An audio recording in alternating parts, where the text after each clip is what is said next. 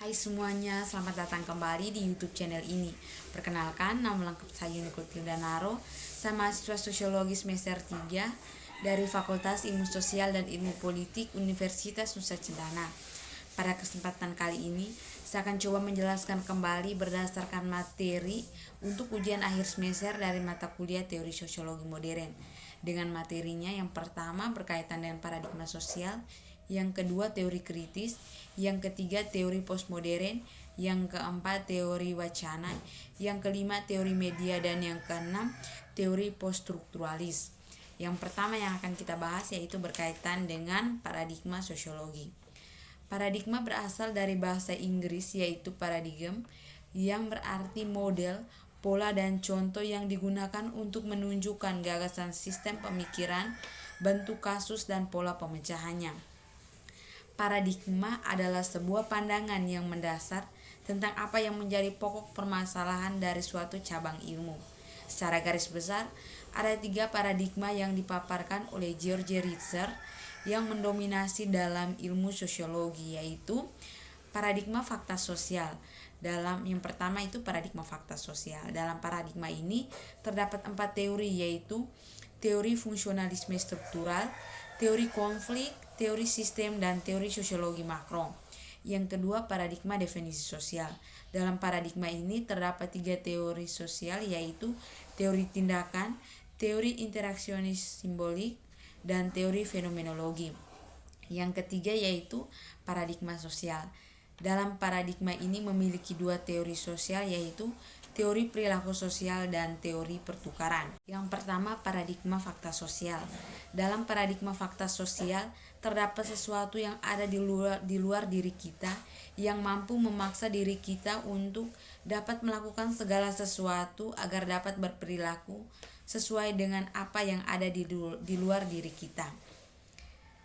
Yang pertama, dari paradigma ini terdapat 4 teori. Yang pertama, teori fungsionalisme struktural. Teori fungsionalisme struktural adalah suatu bangunan teori yang paling besar pengaruhnya dalam ilmu sosial di abad sekarang. Menurut teori struktural fungsional, masyarakat sebagai suatu sistem memiliki struktur yang terdiri dari banyak lembaga, di mana masing-masing lembaga memiliki fungsinya tersendiri. Yang kedua, teori konflik. Teori konflik dibangun dalam rangka untuk menentang secara langsung terhadap teori fungsionalisme struktural. Yang ketiga yaitu teori sistem. Teori sistem dicetuskan oleh George Ritzer pada paradigma fakta sosial. Maksudnya adalah penggunaan teori ini dikhususkan pada masalah-masalah sosial yang berkaitan dengan nilai-nilai, pranata-pranata sosial yang mengatur dan menyelenggarakan eksistensi kehidupan dalam masyarakat. Yang keempat, teori sosiologi makro.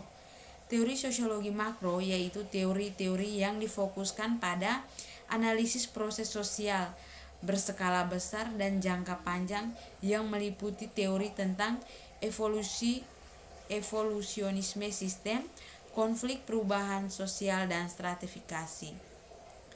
Yang kedua yaitu paradigma definisi sosial. Paradigma definisi sosial bercirikan interaksi dengan norma sehingga menimbulkan makna dari perilaku yang bersifat kontinu. Selain itu, dalam paradigma ini selalu melihat hal-hal yang khusus. Yang pertama, teori tindakan. Tindakan sosial merupakan suatu proses di mana masyarakat terlibat dalam pengambilan keputusan subjektif tentang sarana dan cara untuk mencapai tujuan tertentu yang telah dipilih. Yang kedua, teori interaksionisme simbolik. Pendekatan dari teori interaksionisme simbolik ini mengikuti pendekatan Weber dalam teori aksi. Teori ini menolak pandangan paradigma fakta sosial dan perilaku sosial dengan alasan yang sama. Yang ketiga yaitu teori fenomenologi. Teori fenomenologi berarti studi tentang cara di mana fenomena hal-hal yang kita sadari muncul kepada kita dan cara yang paling mendasar dari munculnya sebagai suatu aliran pengalaman indrawi yang berkesinambungan yang diterima melalui panca indera. Yang ketiga, paradigma perilaku. Dalam paradigma perilaku sosial, terdapat sesuatu yang dapat memicu perilaku seseorang yang ditentukan oleh stimulus yang datangnya dari luar. Yang pertama, teori perilaku sosial. Teori ini dibuat dalam rangka untuk menerapkan prinsip psikologi perilaku ke dalam sosiologi. Teori ini memusatkan perhatiannya kepada hubungan antara akibat dari tingkah laku yang terjadi dalam lingkungan aktor di dalam tingkah laku aktor. Yang kedua, teori pertukaran. Tokoh utama dari teori ini adalah George Hoffman. Teori ini dibangun dengan maksud sebagai reaksi terhadap paradigma fakta sosial. Yang ke B yaitu teori kritis. Teori kritis pertama kali dicetuskan oleh Max Horkheimer dari Sosiologi Vancouver School dalam esainya pada tahun 1937 mengenai tradisional dan kritis. Teori kritis adalah teori sosial yang berorientasi untuk mengkritik dan mengubah masyarakat secara keseluruhan. Teori kritis adalah sebuah aliran pemikiran yang menekankan penilaian reflektif dan kritik dari masyarakat dan budaya dengan menerapkan pengetahuan dari ilmu-ilmu sosial dan humaniora. Teori kritis menghubungkan ilmu-ilmu sosial yang bersifat empiris dan interpretatif dengan klaim normatif tentang kebenaran, moralitas, keadilan yang secara tradisional merupakan bahasa filsafat. Teori kritis mendasarkan pada cara bacaannya dalam konteks jenis penelitian sosial empiris tertentu yang digunakan untuk memahami klaim normatif itu dalam konteks kekinian. Teori kritis berusaha untuk menghindari hilangnya kebenaran yang telah dicapai oleh pengetahuan masa lalu. Yang ke-C, teori postmodern. Istilah postmodern pertama kali digunakan pada kisaran tahun 1870-an, di mana secara etimologis postmodern merujuk pada dua hal, yaitu ketidakpercayaan tentang metanaratif dan akhir sejarah.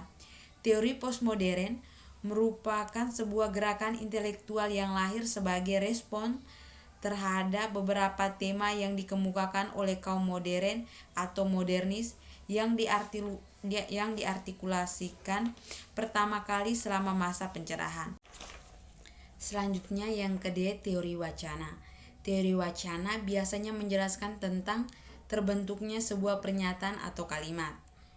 Teori wacana merupakan sesuatu yang sangat strukturalis dan fatais.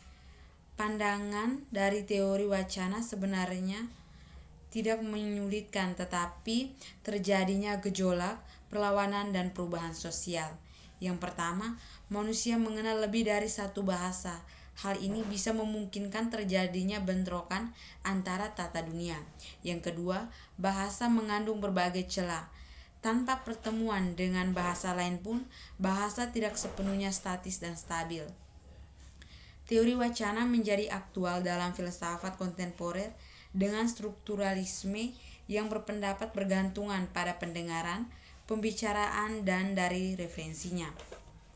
Teori ini bergantung pada struktur bahasa yang dimaksud dengan struktur hubungan elemen yang membentuk kesatuan otonom yang tertutup. Wacana dalam masyarakat banyak digunakan di berbagai bidang ilmu pengetahuan, mulai dari ilmu psikologi, ilmu bahasa, ilmu politik, ilmu komunikasi, dan sebagainya. Wacana adalah suatu komunikasi kebahasaan yang terkait dalam pertukaran, pembicaraan, dan pendengaran. Hal-hal ini yang menjadi hubungan dalam kesatuan bahasa. Selanjutnya, teori media. Teori media terkait dengan komunikasi yang melibatkan massa dengan menggunakan media massa. Sebagian besar teori media berhubungan dengan masyarakat dan kebudayaan. Dalam teori media terdapat 3 jenis media. Yang pertama, media cetak, yaitu koran, majalah, buku. Yang kedua, media elektronik seperti radio, televisi, dan lain-lain. Yang ketiga, media baru, media massa dengan internet, contohnya Detikcom dan Kompas.com. Ada beberapa pembagian teori media sebagai berikut. Yang pertama, Teori media klasik. Pada era ini, khalayak adalah konsumen tak berdaya atas kekuatan media massa. Informasinya bersifat satu arah. Yang kedua yaitu teori media baru.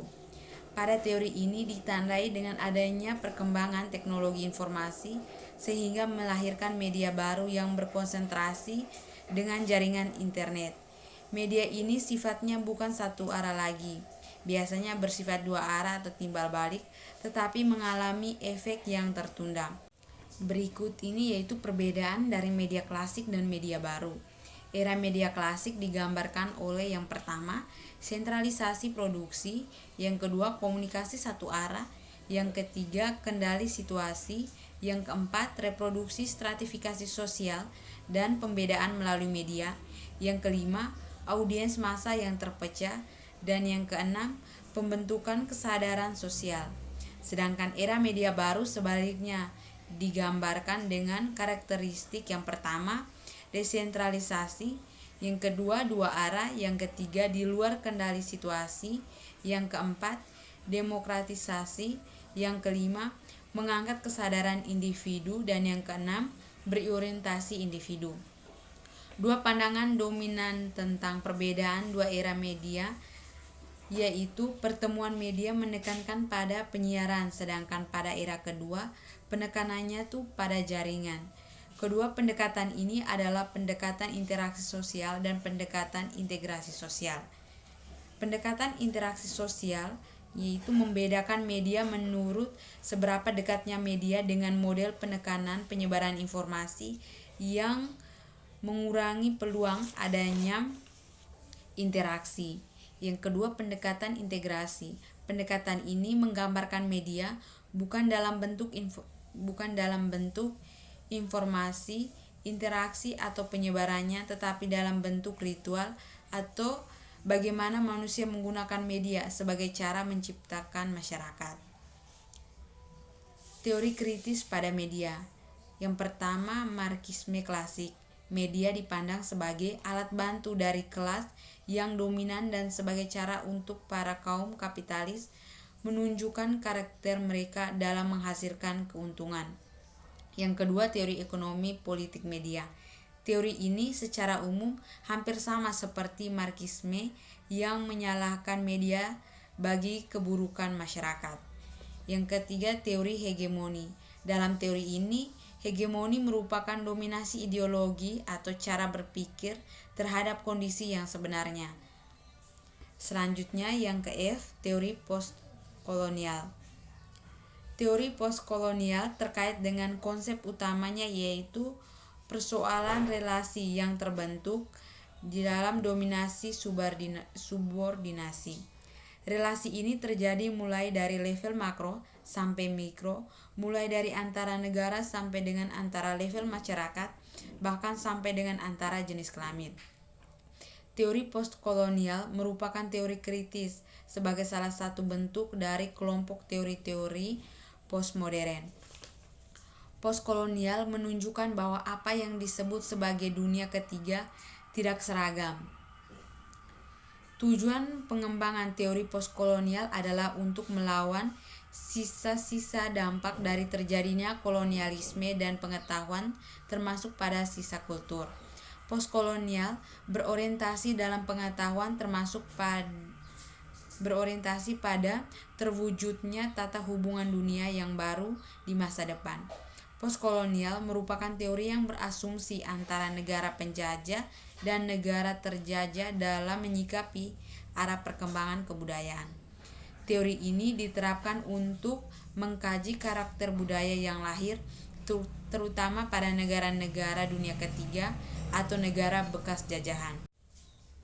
Selanjutnya yang ke G, teori poststrukturalis. Pada dasarnya, poststrukturalisme berkembang dalam ilmu hubungan internasional sejak tahun 1980-an. Teori ini terus mengkritiki teori tradisional yang ada dan mempertanyakannya. Poststrukturalisme adalah sebuah critical attitude yang mengkritisi dan mencari alternatif perubahan terhadap teori yang telah ada dan sedang berkembang. Tujuan utama dari teori ini yakni menawarkan pengkajian ulang historical teoritikal dan politik dari fokus perspektif tradisional yang ada agar tidak terjebak dalam suatu belenggu atau penjara pemikiran dan mampu memberikan solusi alternatif dari teori tradisional yang dalam beberapa kasus telah dianggap tidak relevan lagi. Setidaknya terdapat 4 asumsi dasar dari poststrukturalisme. Yang pertama, poststrukturalisme memiliki kritik terhadap segala sesuatu, yakni terus mempertanyakan dan mengkritisi segala sesuatu dalam teori-teori yang telah ada. Kedua, poststrukturalisme memandang kritik sebagai hal positif dalam bentuk usaha mengejar alternatif. Yang ketiga, peran interpretasi dan representasi tidak terhindarkan dan sangat diperlukan dalam politik internasional. Dan yang keempat, poststrukturalisme membahas mengenai subjektivitas ilmu pengetahuan. Baik, sekian pemaparan materi saya berdasarkan pertanyaan untuk UAS dari mata kuliah Teori Sosiologi Modern kali ini. Saya minta maaf apabila dalam pemaparan ini masih terdapat banyak kesalahan. Saya harap agar materi yang sudah saya sampaikan bisa bermanfaat bagi kita semua. Jika kalian suka dengan video ini, jangan lupa like, komen, share video ini ke teman-teman kalian. Sekian dan terima kasih.